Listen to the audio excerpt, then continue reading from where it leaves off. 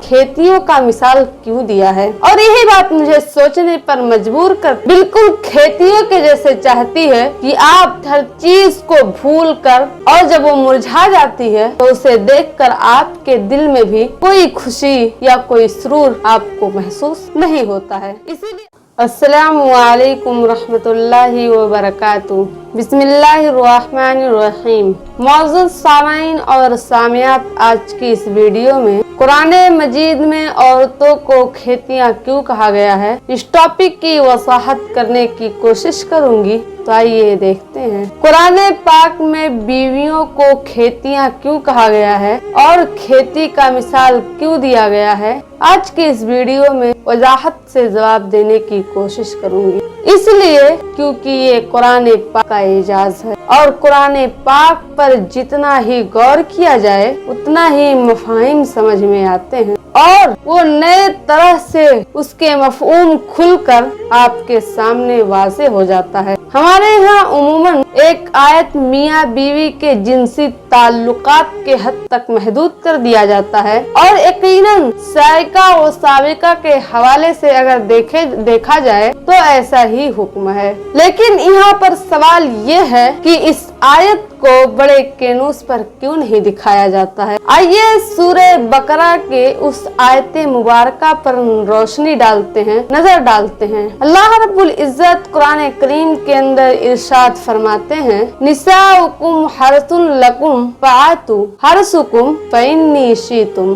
तुम्हारी बीवियां तुम्हारी खेतियां हैं, तो आओ अपने खेती में जैसे चाहो। मुझे इस बात पर कोई इख्तिलाफ नहीं है कि इस्लाम खानगी उलझनों को दूर करते हुए रहनुमाई कर रहा है। बस सवाल ये है कि इस्लाम ने औरतों को खेतियों का मिसाल क्यों दिया है, और यही बात मुझे सोचने पर मजबूर करती है कि तुम्हारी बीवियां तुम्हारी खेतियां हैं। अक्सर उलमा इकराम ने खेती का मिसाल औलाद से ताबीर की है और ये दुरुस्त भी है, इसीलिए क्योंकि इंसानी नस्ल यानी इंसानों का नस्ल औरतों के जरिए से ही बढ़ता है, क्योंकि बच्चे औरतें ही जनती हैं। जैसे कि हम जमीन पर बीज डालते हैं तो वो फल या फिर अनाज देती है और उसमें बढ़ोतरी यानी इजाफा होता है, बल्कि यूँ कहूँ कि उसके नस्ल में परवान चढ़ता है। बिल्कुल ऐसे ही औरत जो है, औरत के जरिए से इंसान के नस्ल में बढ़ोतरी होती है, इजाफा होता है और इंसानी नस्ल परवान चढ़ता है, क्योंकि औरतों के ही जरिए से औलाद होती है और बच्चे होते हैं और इंसानी नस्ल आगे तक जाती है। अब आइए इस मामले का दूसरा सुराख यानी दूसरे सुराख पर रोशनी डालते हैं कि खेती क्यों कहा गया है। अगर आप मिसाल के तौर पर आप समझिए कि आप किसान हैं और आपके पास जमीनें हैं, लेकिन आप उस पर तवज्जो नहीं देते, उससे मोहब्बत नहीं करते, उसकी इज्जत नहीं करते, उसे वक्त नहीं देते और बराबर उसके तरफ आते जाते नहीं हो और अपने आराम सुकून को उस पर कुर्बान नहीं करते, तो यकीन समझिए कि दिगर जानवर लोग भी उसकी हिफाजत नहीं करते और फिर दूसरों के या किसी भी गुजरने से आप मना भी नहीं करते और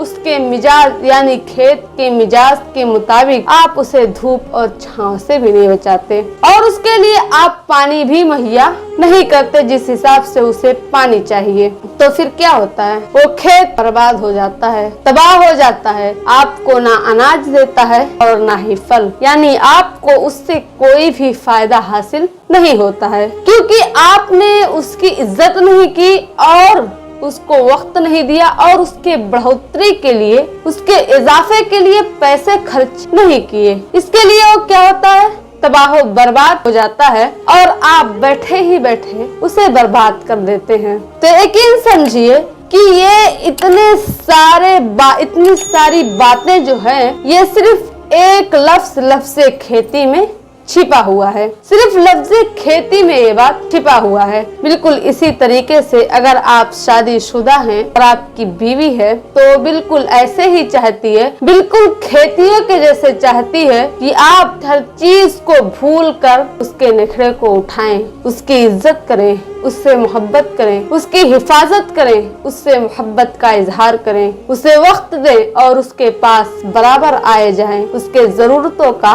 ख्याल रखें। और अगर कोई उसे कुछ कहता है और उसको कुछ बुरा भला कह रहा है तो आप उसकी हिमायत में खड़े हो जाएं। और अगर कोई सुअरों की गलत निगाह उसके ऊपर पड़ती है तो उसे मार भगाएं और अपनी बीवी की इज्जत करें, उस पर तवज्जो दें। तो फिर इससे क्या होता है? इससे ये होता है कि आपकी बीवी खुश रहती है और खुश रहने के साथ साथ वो हरी भरी भी हो जाती है और बिल्कुल आप जब उसे देखते हैं तो आपके दिल को खुशी महसूस होता है। लेकिन अगर आप इसके बरक्स करें, यानी उसकी इज्जत ना करें, उससे मोहब्बत ना करें, उसकी जरूरतों का ख्याल ना रखें, उसे वक्त ना दें, उसकी हिफाजत ना करें और उसके हिमायत में किसी को कुछ ना बोले, यानी उससे कोई ताल्लुक ही ना रखें, तो फिर ऐसी हालत में वो औरत मुरझा जाती है। और जब वो मुरझा जाती है तो उसे देखकर आपके दिल में भी कोई खुशी या कोई सुरूर आपको महसूस नहीं होता है। इसीलिए आपको चाहिए, तो ये सारी बातें हैं और ये क्या है? ये इंसान की फितरत है और ये कुदरत का वसूल है। और इस आयत के अंदर यही छिपी हुई हकीकत है। इसीलिए आपको चाहिए कि आप अपने बेगम पर तवज्जो दें, उसकी इज्जत करें, उससे मोहब्बत करें और उसके जरूरतों का ख्याल रखें और उसकी हिफाजत करें, उसके हुकूक को अदा करें। ये सारी चीजें आपके लिए करना बहुत जरूरी है। और अल्लाह रब्बुल इज्जत ने इसीलिए औरतों को खेतियों से मिसाल दिया है। जैसे कि आप खेतियों पर गौर नहीं करते तो वो तबाह बर्बाद हो जाता है, बिल्कुल ऐसे औरतें भी होती हैं। इसीलिए आप उनकी केयर कीजिए, उनके जरूरतों का ख्याल रखिए। और आखिर में आप लोगों से यही कहूंगी कि आप लोग जब भी कुरान पढ़ें तो आपको चाहिए कि आप कुरान को समझकर अच्छे से पढ़ें, दुरुस्त तरीके से पढ़ें, उसे समझें और उसे लिखें और उस पर अमल करने की कोशिश भी करें। जज़ाकल्लाह। आखिर में आप लोगों से यही गुजारिश करूंगी कि अगर आप लोग वीडियो यहाँ तक देख चुके हैं और अगर आपको पसंद भी आए तो लाइक कीजिएगा, हमारे चैनल को सब्सक्राइब कीजिएगा, अपने दोस्त और अहबाब में भी जरूर शेयर कीजिएगा। मैं इस चैनल पर इसी तरह के इस्लामिक वीडियोस अपलोड करती हूँ। अस्सलामु अलैकुम रहमतुल्लाहि व बरकातुहू।